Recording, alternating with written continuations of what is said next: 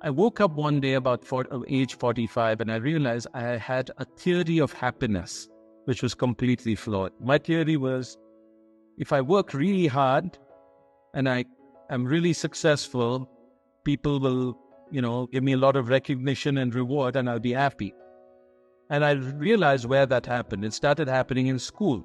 Every time I got good marks, the teacher smiled and my mother gave me a hug. Every time I didn't get good marks, there were frowns. So like an obedient dog, I tried to get good marks. Then I went to join a company. Every time I did some good work, boss was happy, gave you a raise, a promotion.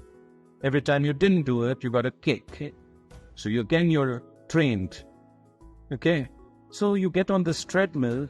The problem is, like an alcoholic, you need to drink more and more to get the same high. And one day you wake up and you say, man, how long can this continue? I'm no longer enjoying this. I'm no longer happy.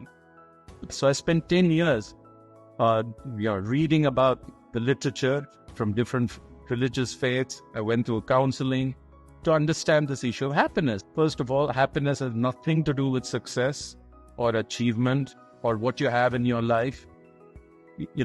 We all know people who have everything and are miserable. We all equally know people who have nothing, but they're always smiling. So it's an attitude.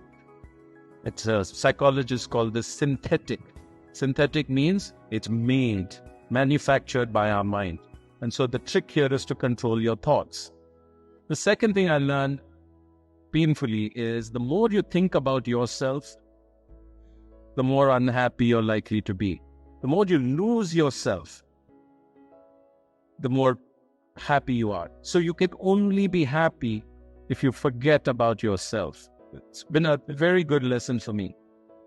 The third one is acceptance.